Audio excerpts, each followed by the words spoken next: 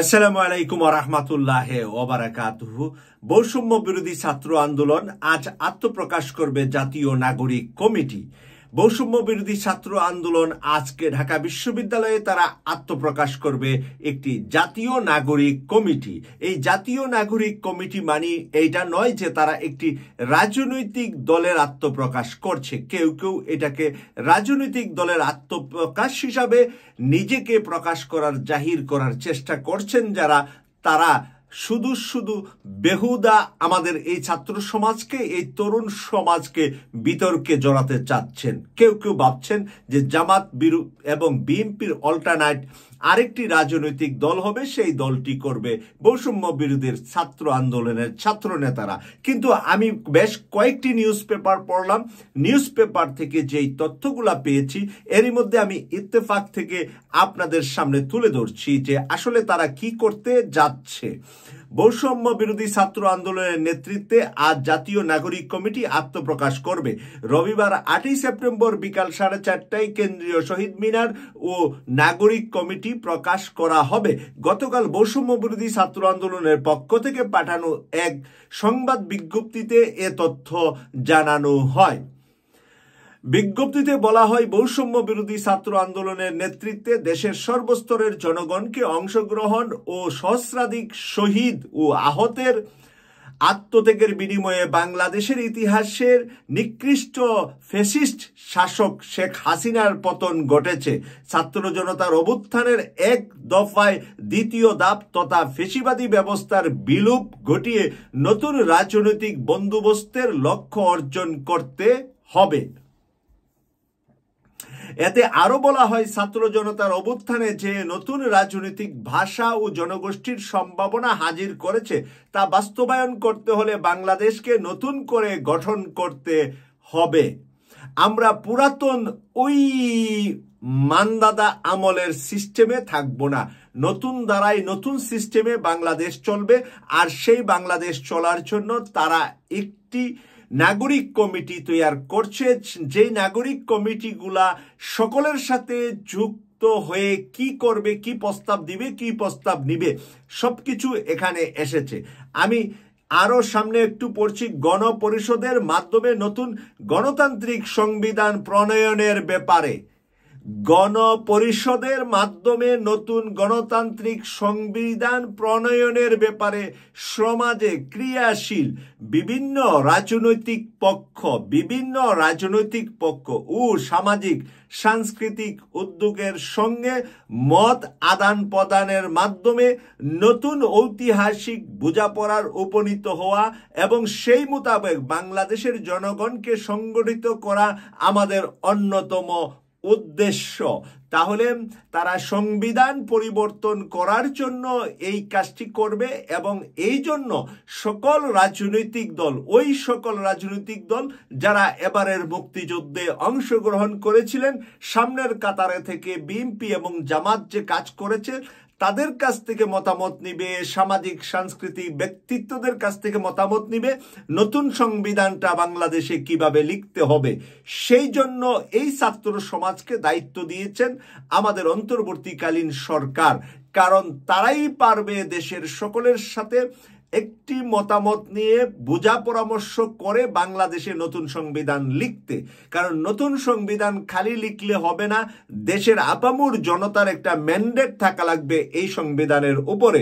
এই সংবিধানের উপরে ম্যান্ডেটটা একটি গণতান্ত্রিক নির্বাচনের মতো হয়ে যাবে যদি না তারা দেশের সকল মানুষের সাথে মিশতে পারে এবং তাদের মতামত নিয়ে যেই কমিটিতে তারা প্রস্তাব করবে ওই কমিটি তখন সিদ্ধান্ত নেবে দেশের মেজরিটি মানুষ কোন কোন বিষয় পরিবর্তনের জন্য সংবিধানে চাচ্ছেন। সেই কারণে সংবিধান তৈরির জন্য এই কমিটিটা, লিয়াজু কমিটিটা তৈরি হচ্ছে, এটা আমরা দেখতে পাচ্ছি।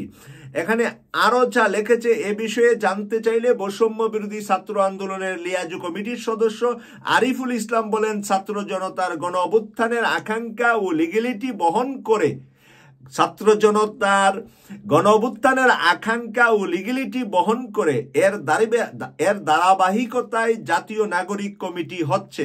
কেন্দ্রীয় কমিটি গঠনের পর জেলার 64টি জেলায় 12টি মহানগর, এরপর থানা পর্যায়ে নাগরিক কমিটি করা হবে। ফ্যাসিবাদী ব্যবস্থার বিলোপে রাষ্ট্রের প্রয়োজনীয় সংস্কারে প্রেসার গ্রুপ হিসাবে কাজ করবে এই কমিটি। বর্তমান সময়ে অন্তর্বর্তীকালীন সরকারের একটা প্রেসার গ্রুপ হিসাবে তারা কাজ করবে, কারণ অন্তর্বর্তীকালীন সরকারকে কোন কোন কাজগুলা করা লাগবে, যে কাজগুলা করা খুবই দরকার এবং খুবই এসেনশিয়াল, এবং সেই কাজগুলা করার ব্যাপারে তারা দেশের আপামর জনতার ম্যান্ডেট নিয়ে তারা এই সংবাদগুলা দেশের অন্তর্বর্তী সরকারকে দিবেন। এদিকে রোববার থেকে বৈষম্য বিরোধী ছাত্র আন্দোলনের বিভাগীয় জেলা পর্যায়ের সফর শুরু হচ্ছে। এ সফরে ছাত্র আন্দোলনের একটি সমন্বয় টিম প্রতিটি জেলায় অভ্যুত্থান ঘটানো ছাত্র জনতার সঙ্গে মত বিনিময় সভায় অংশগ্রহণ করবেন। 1 মাস হয়ে গেল আমাদের বিজয়ী সৈনিকরা বিজয়ী হয়েছে, এবং এই বিজয়ী সৈনিকদেরকে আমরা তরুণ সমাজকেই এটার প্রাধান্য এবং সামনের সারিতে আমরা দেখেছি, এবং তাদেরকেই সামনের সারিতে আমরা দেখতে চাচ্ছি যে বিজয়ের ফলাফলটা যতদিন আমাদের ঘরে, আমাদের পরিবারে, আমাদের রাজনৈতিক দলগুলোর ভিতরে না দেওয়া যায় যে কি অর্জন করলাম এবার, নাকি আমরা আগের পুরাতন মানদাদার মেন্টালিটি নিয়ে রাজনীতি করব, নাকি নতুন কিছু বাংলাদেশকে দেব, সেই বিষয়ে তারা যারা ত্যাগী ছিলেন ওই ত্যাগীদের সাথে তারা প্রত্যেক জেলাতে বসবেন, এবং শেষ দেখা যাবে সর্বশেষ তারা উপজেলা পর্যায়ে বসবেন তাদের ত্যাগী নেতাদের সাথে। এটা 1 মাস পরে একটি সামাজিক দায়িত্ববোধ থেকেই, তাদের নৈতিক দায়িত্ববোধ থেকে, ঢাকা থেকে যারা ঢাকায় নেতৃত্ব দিয়েছিলেন তারা তো ছিলেন মূল একেবারে সামনের সারিতে, ও তারা তো এখন জেলাতে যাবেন, মহানগরে যাবেন, তারপরে জেলা মহানগরের তারা সহ উপজেলা পর্যায়ে গিয়ে তারা বসবেন। কি কি পরিবর্তন চান নতুন বাংলাদেশে, সেই পরিবর্তন চাওয়ার জন্য একটি নাগরিক কমিটি হচ্ছে, এবং সেটার মূল উদ্দেশ্য থাকবে সংবিধান নতুনভাবে কিভাবে লেখা হবে। তাই সংবিধান ওরা লিখবে না, ওরা জনগণের ম্যান্ডেট নিবে। সংবিধান লিখবে দেশের সংবিধান বিশেষজ্ঞ, সিনিয়র আইনজীবী এবং সিনিয়র এই বিষয়ে যারা বিজ্ঞ তারাই সংবিধান লিখবেন। কিন্তু এখানে জামাত কি চা সংবিধানে, এখানে বিএনপি কি চা সংবিধানে, এখানে অন্যান্য যেই রাজনৈতিক দলগুলা অন্তর্ভুক্ত ছিলেন এই আন্দোলনে তারা কি চান এই সংবিধানে, সামাজিক সাংস্কৃতিক বিভিন্ন মনের মানুষ আছে বাংলাদেশে, ওনারা কিভাবে চান সংবিধানে কি কি পরিবর্তন করা, সবগুলা সংগ্রহ করার জন্য যে একটা কমিটির দরকার, এই কমিটিটার নাম হলো জাতীয় নাগরিক কমিটি। সেটা আমাদের ছাত্র সমাজ করছে। ছাত্র সমাজ আগামী জাতীয় সংসদ নির্বাচনের জন্য ওই জামাত বা বিএনপির পরিবর্তে কোনো নতুন রাজনৈতিক দল করছে না, এবং তারা ভালো করে জানে, তারা ভালো করে বুঝে যে কোনো রাজনৈতিক দল করে বাংলাদেশে বিএনপি এবং জামাতের মতন এই দুইটা দল থাকতে তৃতীয় দলকে বাংলাদেশের মানুষ ওভাবে ভোটের রাজনীতিতে তাদেরকে আবার গ্রহণ করবে না। কারণ ভোটের রাজনীতিতে ভোটের জন্য যে জনতা তৈরি করা, যাদের 50 বছরের অভিজ্ঞতা আছে বা তার চাইতে কম বেশি যাদের রাজনীতির মাঠে অভিজ্ঞতা আছে, তাদের ধারে কাছে নতুন রাজনৈতিক দল যেতে পারবে না।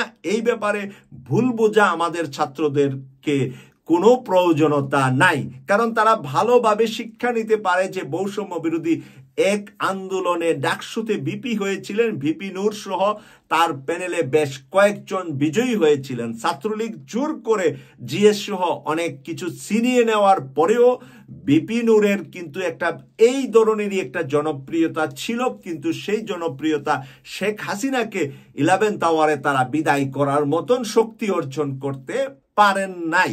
কিন্তু সেই ভিপি নূরের গণ অধিকার পরিষদ আজকে যদি বাংলাদেশে 300 আসনে নির্বাচন করতে চা, হয়তো বা টেনে টুনে প্রার্থী দেওয়া যাবে, কিন্তু কয়টা আসন পাবে জামাত এবং বিএনপির এগেইনস্টে সেটা বাংলাদেশের জনগণ ভালোভাবে জানে, বিপিনুর ভালোভাবে জানে। গতকাল বিপিনুর ডিক্লার করেছে যে তিনি জামাতে যুক্ত হবেন। হয়তোবা জামাতে যুক্ত হয়ে নতুন প্রাথমিক সদস্য হয়ে জামাতের এমপি উনি হতে পারবেন না, এটা বিপিনুর ভালো করে জানেন। কিন্তু সেখানে হয়তোবা জামাত যে একটি মোর্চা বা একটি ইসলামিক দলগুলাকে নিয়ে একটি প্ল্যাটফর্ম তৈরি করছে, সেই প্ল্যাটফর্মে হয়তোবা অংশগ্রহণ করবে বিপিনুরের দল, যেই দলটি বিপিনুর তৈরি করেছে সেই দলটি। কিন্তু সেই দলটি মার্কাও পেয়েছে। কিন্তু বাংলাদেশের সংসদ নির্বাচনে বিপিনুর ভালোভাবে জানে তার টাক মার্কা নিয়ে আলাদাভাবে যদি নির্বাচন করে তাহলে জামাত এবং বিএনপির প্রার্থীদের কাছে তার প্রার্থীরা বিশাল পরাজয় বরণ করবে, বিশাল ব্যবধানে পরাজয় করবে। সেই কারণে তারা যদি একটি বড় দলের সাথে, এমন আছে আজকে বিপিনুর বলছে বিএনপির সাথে না জামাতের সাথে যাব, কালকে আবার বিএনপি অফার বেশি দিয়ে বেশি আসন নিয়ে বিপিনুর বিএনপির সাথেও যেতে পারে। যে কোনো বড় দুইটার একটার সাথে সে একত্রিত বোধ হয়ে হয়তোবা সে বার্গেনিংও করতে পারে কোন গ্রুপ থেকে কোন দল থেকে কতটি আসন পায় তার দল। সেই কয়টা আসন নিয়ে বিপিনুর নির্বাচন করবে, সেটা হলো আমার ক্ষুদ্র জ্ঞানের ধারণা। তাই বিপিনুর যদি একটি দল দাঁড় করিয়ে 5টা 10টা এমপি বানাতে না পারে বা এই সাহসিকতা দেখালে বিপিনুরের ভুল হবে। কারণ বিপিনুরের রাইট হবে জামাত অথবা বিএনপি। বিপিনুর যেদিকে যাইতে তার দলের মেজরিটি মানুষ যেদিকে পছন্দ করে, স্বাচ্ছন্দ্য বোধ করে সেদিকেই যাবে, তার এই অধিকার আছে। কিন্তু সেদিকে গেলেই তার কয়েকটা এমপি হওয়ার সম্ভাবনা আছে, আর নতুবা বিশাল পরাজয়েরও কিন্তু সম্ভাবনা থাকবে।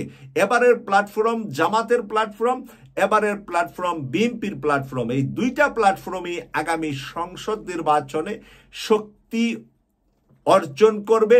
আর এই দুইটার বাহিরে জাতীয় পার্টি আওয়ামী লীগের কোনো ধরনের স্পেস বাংলাদেশের জনগণ দিবে বলে আমি বিশ্বাস করি না। আপনারা আপনাদের মতামত কমেন্টস করে লিখবেন, ইউকে কসবা টিভির পাশে থাকবেন এই প্রত্যাশা করছি। আমি সৈয়দ মাসুক, লন্ডন থেকে। আল্লাহ হাফেজ।